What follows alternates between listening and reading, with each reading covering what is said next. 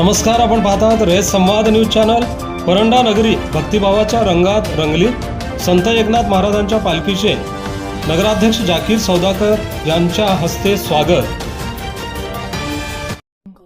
आषाढी वारीनिमित्त पैठणहून पंढरपूरकडे मार्गस्थ झालेल्या संत एकनाथ महाराजांच्या पालखीचे शनिवारी परंडा शहरात भानुदास एकनाथाच्या जयघोषात आणि टाळ मृदुंगाच्या गजरात अत्यंत उत्साहात स्वागत करण्यात आले। पालखीच्या आगमनाने संपूर्ण परंडा नगरी भक्तीच्या रंगात न्हाऊन निघाली होती।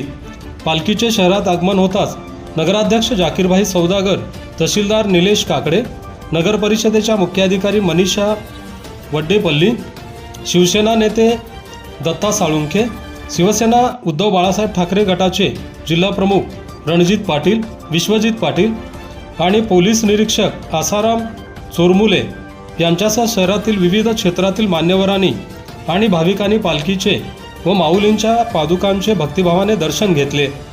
सुमारे 427 वर्षाची प्रदीर्घ परंपरा लाभलेला हा पालखी सोहळा 7 जुलै रोजी पैठणहून निघाला आहे। सुमारे 300 ते 400 किलोमीटरचा टप्पा पार करत हा सोहळा शनिवारी सायंकाळी परंडा मुक्कामासाठी दाखल झाला।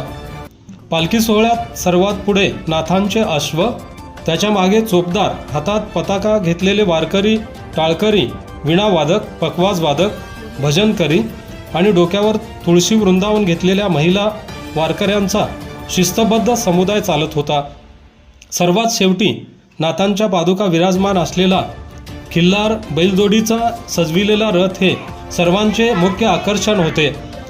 हजारो वारकऱ्यांच्या टाळ मृदुंगाचा गजर, विठुनामाचा गजर आणि ज्ञानोबा तुकारामाच्या जयघोषाने संपूर्ण शहर दुमदुमून गेले होते।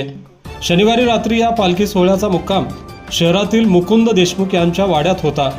रविवारी सकाळी हा पालखी सोहळा बिटरगाव मार्गे पंढरपूरकडे पुढील प्रवासासाठी प्रस्थान करणार आहे। रयत संवादसाठी फारुख शेख, परंडा, धाराशिव।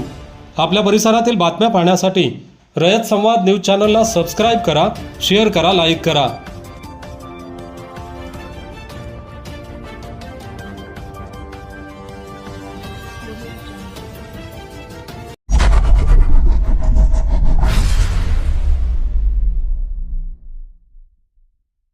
अशाच नवनवीन घडामोडींसाठी रयत संवाद न्यूज चॅनलला लाईक करा, शेअर करा आणि सबस्क्राईब करायला विसरू नका।